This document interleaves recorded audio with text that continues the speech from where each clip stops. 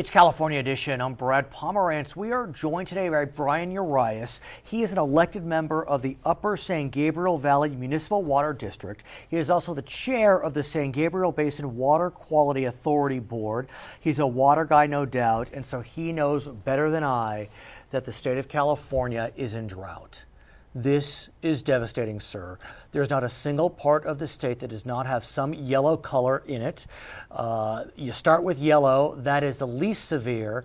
You go all the way to dark maroon, that's the most severe. Look how much part of this state is maroon.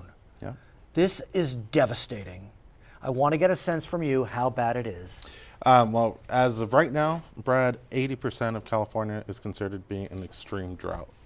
That means 80% has hardly access to water. Water restrictions are being mandatorily implied across the state. And recently we saw that here in Southern California and throughout the state, we now have mandatory restrictions on outdoor water use, how we can wash our cars, watering our lawns, and even the threat of $500 fines for misuse of water. Is your sense that Californians understand the severity of this crisis? Yes and no. In the areas where they're losing the water, yes, they understand it. Their basic way of life is being threatened by this drought, and they don't have the water to water their crops to continue their daily life. That's the ag but areas. Here in Southern California, LA County, I don't think so, because we're not feeling the impact yet. We're hearing it. Yeah, it's interesting. But we don't feel it in our daily lives. No, it's interesting you say that, because we hear about it, but for better or for worse, we planned better than some other parts of the state, so we're not feeling it as dramatically. I know that a few months back, we actually saw a spike in SoCal water usage, although that spike has now become a dip. So we are making some adjustments in your mind? Yeah, we are. Just the fact that the information about the drought is so prominent in our news and daily lives, and just with our government and the governor declaring, an emergency, and then the state taking efforts to have mandatory restrictions, it's starting to take an impact. But here's the question. Are many jurisdictions imposing fines? Because from what I know, it doesn't seem like they're being imposed yet. No. Now, a lot of them have passed emergency resolutions asking residents and municipalities, agencies to consider that there is mandatory restrictions and to more be a voluntary action, but versus saying, the agencies actually going out and giving $500 fines. Is it time? It's getting to. It's at that point where, we're getting there. Southern California, we have a couple years of water storage. We're okay to continue.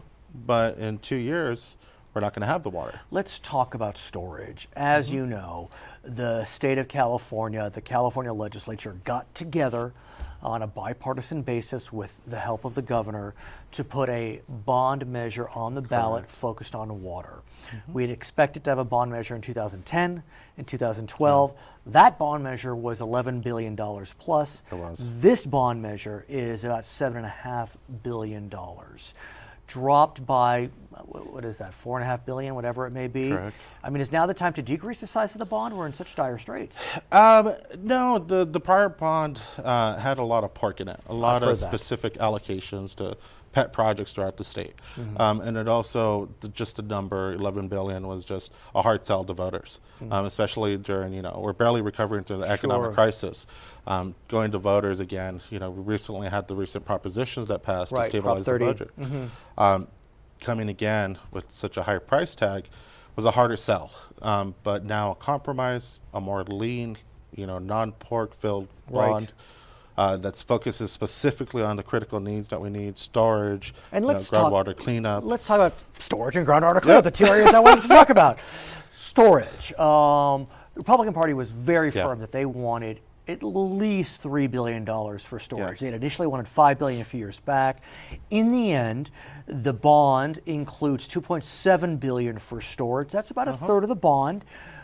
Democrats in the past have been a little wary of storage, but I think there's a growing consensus that we need increased storage. What do you think about that big number, about a third of the bond?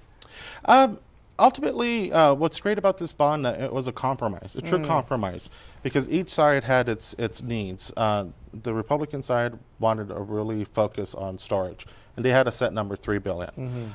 The other side wanted, conservation, contamination cleanup, recycled water, and everyone met in the middle. And ultimately, in order for this bond to succeed, we needed a 2/3 vote in each house. So and we had to bring along the Republicans. Senate was now less than 2/3 for the Democrats. Correct. But in the end, I remember seeing some pictures on Twitter of Central Valley members together, Democrats and Republicans. So there was a lot of regional jockeying here. But as I understand it, when you use the term storage, that could be above or below ground, groundwater storage. And this amount, I believe, could be for either, above or below ground. Correct. It's mainly to be used as storage, continuing allocation for storage projects. And talk to us about the fact that it's a continuing appropriation. What does that mean in layman's terms? There was already funding that had been funding storage projects. Right. So this is just a continuation, providing the extra to complete projects and to move forward on some projects that are already planned. Let's talk about groundwater, because that is another hot button issue. And you especially have a good sense of the groundwater crisis that the state is facing. Tell us about the San Gabriel Basin as an example. The San Gabriel Basin actually has a blessing and a natural resource. Underneath our feet, we have an aquifer that is basically the size of Lake Tahoe. Wow. That is capable of holding thousands and thousands. Huge, millions, trillions, of water. Acre feet. And then not only that, it's our local water supply. 80% of our water that we consume locally comes from this aquifer, from the mountains, from the watershed. Right. So all the rain, all the mountains, all the rivers comes down, it feeds this aquifer. But when we're facing a drought or we consume too much water, that's where Upper District comes in as the wholesale retailer that imports water from up north in the Colorado River. But there was a problem though with the basin. What was that problem? In the 1940s, there was war-related industries that produced a lot of contaminations, what they call VOCs, volatile organic compounds, and also jet fuel perchlorates that instead of being properly disposed of, were dumped on the ground.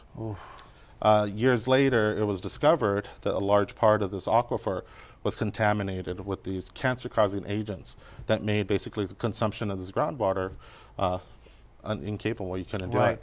The largest plumes exist under some of the more working-class minority communities, which is Baldwin Park and Almani, South Almani. So that's an environmental justice issue right there. But the San Gabriel region got together and has been cleaning it up through Superfund and otherwise. Yeah, through actually leading the nation in innovative ways. They got together a couple decades ago and created an authority, the San Gabriel Basin Water Quality Authority, which sole responsibility is to clean up this contamination.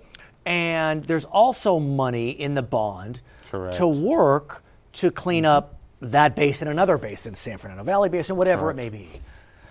That's what's great about this bond, because this bond is great for the entire state of California, but it's really great for the San Gabriel Valley. $800 million were allocated for groundwater contamination cleanup.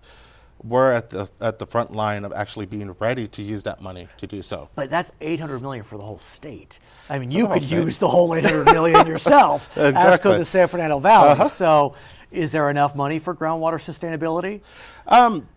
It's a part of the solution. It's not the final, it's not the final amount of money we need. And honestly, we need a couple billion more to fully complete the mission here in the basin. Are there other sources? Federal government, ratepayers? Ratepayers is the last resort, and we don't want to do that because the ratepayers are not responsible for this contamination. What about the defense industries? Yeah, that's a large chunk of it. Since the beginning, the organizations, the water companies got together and actually sued the responsible parties. And they've been funding. A large percentage of the cleanup has been funded through the responsible parties. Another percentage has been supplemented through the federal government, through the EPA. And more money available? We'll see. They're renegotiating the settlement, but they're not going to be able to put all the money needed. You'll come back? We'll come back. He is Bryan Urias. He is a board member of the Upper San Gabriel Valley MWD, as well as the San Gabriel Basin Water Quality Authority Board Chairman. I'm Brad Pomerance, California Edition.